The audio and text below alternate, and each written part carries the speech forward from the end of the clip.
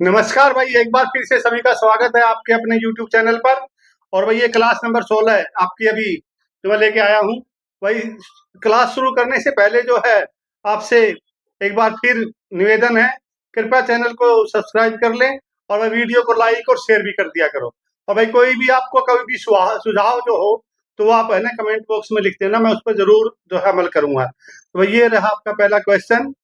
अनुच्छेद 356 के तहत आपातकाल की घोषणा के बाद राज्य का शासन कौन चलाता है? तो भाई आपके विकल्प आपके सामने हैं। उम्मीद करता हूँ आप जो है सही विकल्प चुनेंगे और सही विकल्प जो होगा वो हो जाएगा भाई आपका ऑप्शन 3।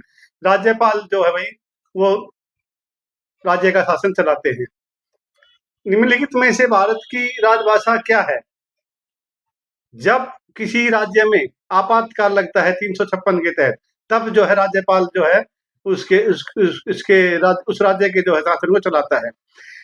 अगला क्वेश्चन आपका, निम्नलिखित में से भारत की राजभाषा क्या है?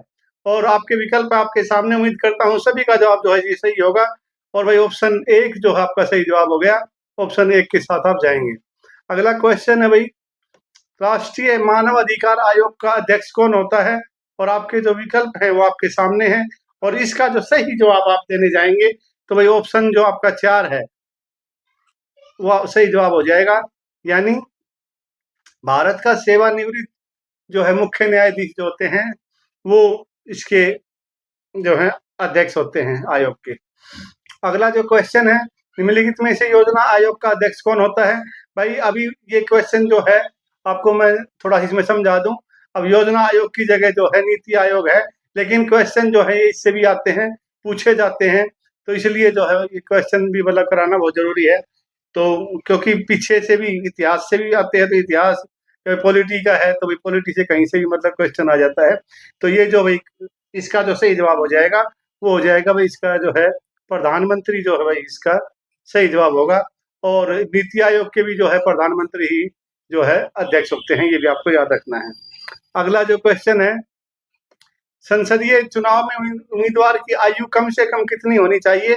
और ये जो है बहुत ही आसान क्वेश्चन है, उम्मीद करता हूँ सभी ने इसका सही जवाब जो है चुना होगा।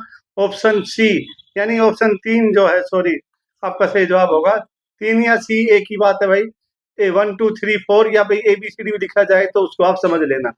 अगला क्वेश्चन है, निम्नलिखित में से कौन सा व्यवस्थापिका का कार्य नहीं है? और भाई आपके जो विकल्प हैं उस वो आपके सामने हैं। उम्मीद करता हूँ आपने जो सही विकल्प चुन लिया होगा। बजट बनाने का काम नहीं होता भाई इनका। ऑप्शन जो बी जो 2 है, ऑप्शन नंबर 2 जो है आपका वो सही जवाब हो जाएगा। अगला क्वेश्चन है भाई, किस संवैधानिक संशोधन द्वारा दिल्ली में विधानसभा की स्थापना की गई थी? और इस क्वेश्चन का जो आप जवाब देने जाएंगे तो भाई इसका सही जवाब हो जाएगा आपका ऑप्शन 2, 69वां जो है 69th जो है इसका सही जवाब होगा। अनुच्छेद 368 वर्णित करता है, क्या वर्णित करता है वो आपको बताना है। और भाई इस क्वेश्चन का जो सही जवाब आप देंगे तो भाई ऑप्शन जो 4 है आपका वो सही जवाब हो जाएगा। ऑप्शन 4 जो आपका सही जवाब होगा।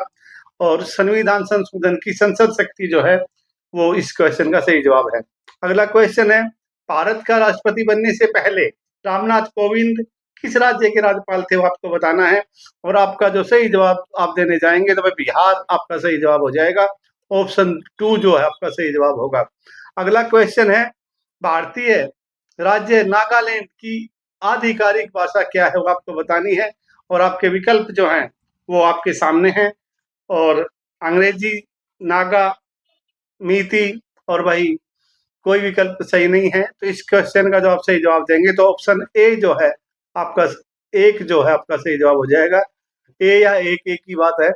अगला क्वेश्चन है भाई, भारत के राष्ट्रीय ध्वज पर चित्रित अशोक चक्र में कितनी तिलियां हैं? और आपके विकल्प आपके सामने हैं। सही जवाब देंगे तो उम्मीद करता हूँ सभी का इस जवाब जो है वो सही मिलेगा। ऑप्शन जो 2 है आपका सही जवाब हो जाएगा। अगला क्वेश्चन है, भारतीय संविधान का कौन सा अनुच्छेद पंचायती राज स्थापित करता है? अनुच्छेद है भाई, ये आगे जो है थोड़ा सा कटा हुआ है तो अनुच्छेद तो आपको बताना है। और आपका जो सही विकल्प हो जाएगा इसमें जो है ऑप्शन 3 जो है आपका 40 जो है भाई अनुच्छेद 40 जो है वो आपका सही जवाब होगा। ऑप्शन 3 जो आपका सही जवाब हो जाएगा, ऑप्शन 3। अगला क्वेश्चन है, भारतीय संविधान में अस्पृश्यता उन्मूलन किस अनुच्छेद में है? छुआछूत भाई का उन्मूलन जो है वो किस अनुच्छेद में इसको दर्शाया गया है, बताया गया है या इसके द्वारा हटाया गया है? तो अनुच्छेद जो 17 है भाई, इसमें इसका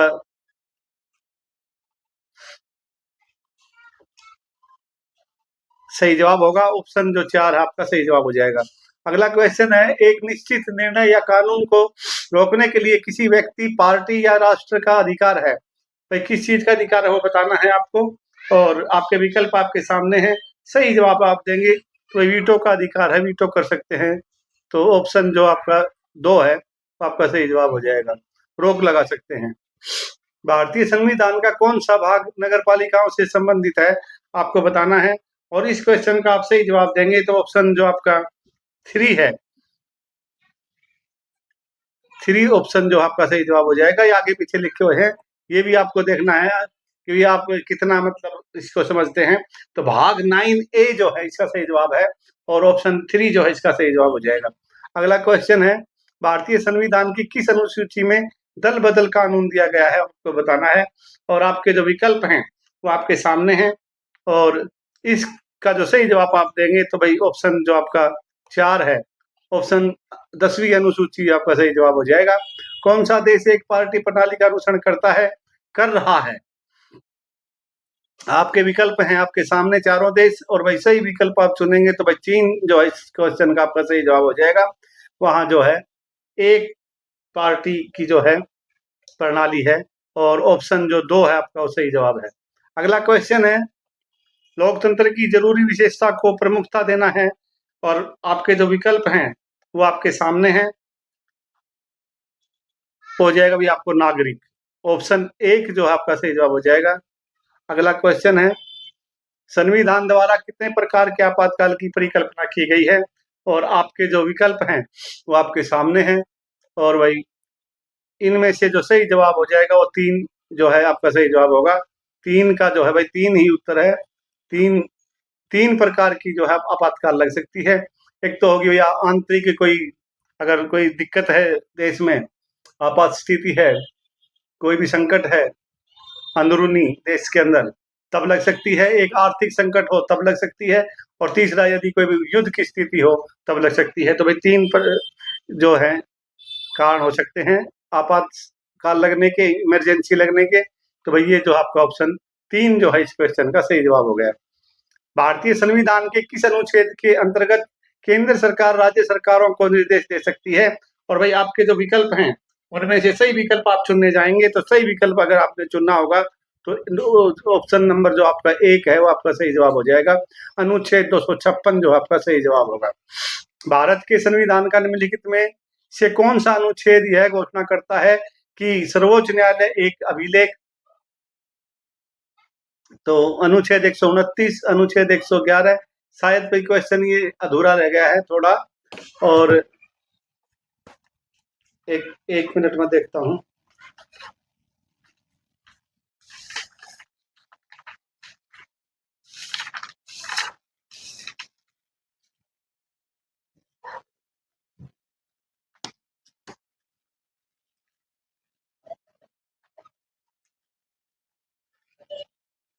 इसके आगे होना था न्यायालय होगा, तो ये भाई मैं लिख देता हूं।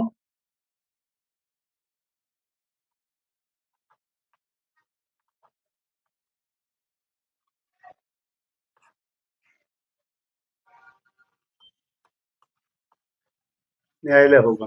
और भाई इस भारत के संविधान का निम्नलिखित में से कौन सा अनुच्छेद यह घोषणा करता है कि सर्वोच्च न्यायालय एक अभिलेख न्यायालय होगा, मतलब उस भाई सबसे ऊंचा जो है न्यायालय होगा। और इसका जो जिक्र है कौन से अनुच्छेद में है, तो ये आपको बताना है।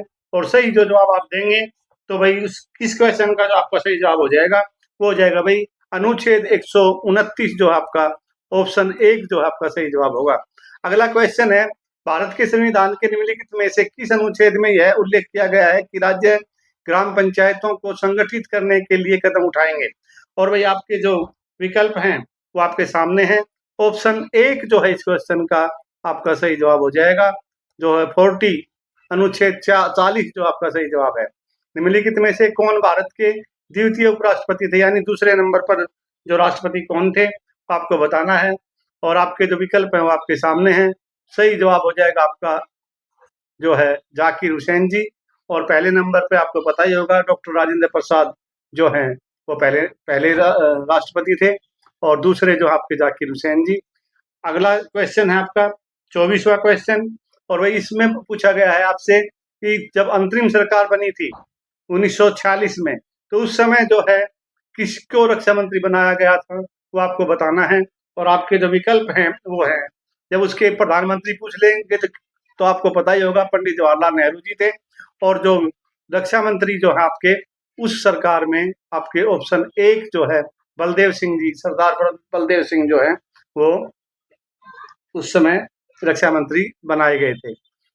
1993 में निम्नलिखित में से कौन दिल्ली की राष्ट्रीय राजधानी क्षेत्र के प्रथम मुख्यमंत्री बने, और आपके जो विकल्प हैं वो आपके सामने हैं।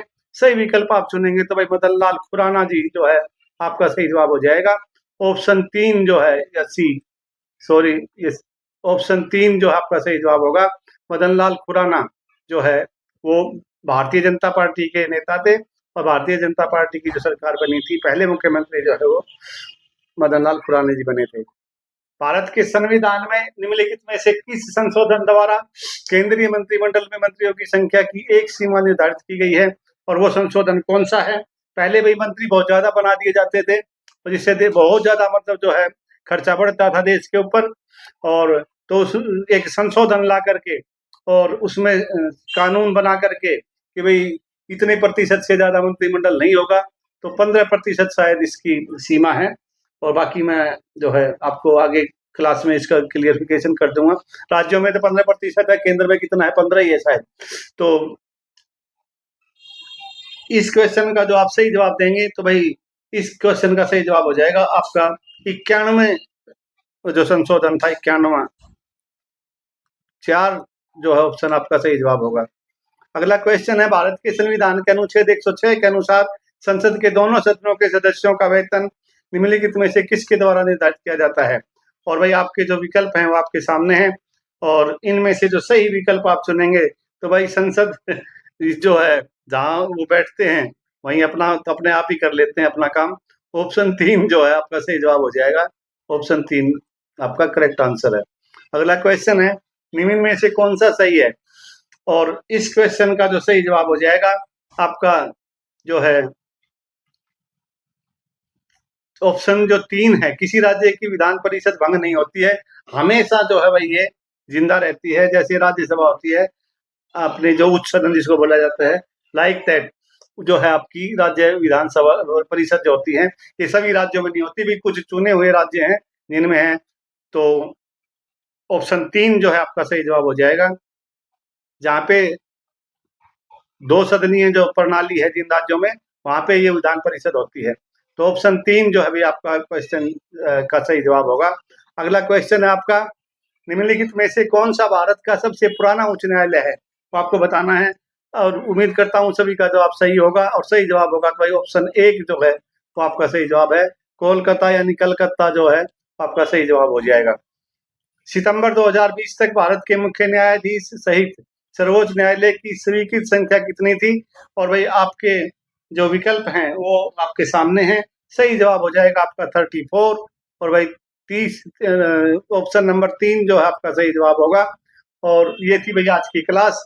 तो एक बार फिर सभी से आग्रह करता हूँ भाई प्लीज जो है आप अपनी तैयारी भी अच्छे से करो, और भाई चैनल को सब्सक्राइब और वीडियो को लाइक और शेयर करना भी ना भूलें। तो भाई ये थी आज की क्लास। कल फिर आपके लिए कोई अच्छी सी क्लास लेकर के और आपका अभ्यास जो है वो मैं निरंतर कराता रहूंगा। तो भाई इसी के साथ जय हिंद।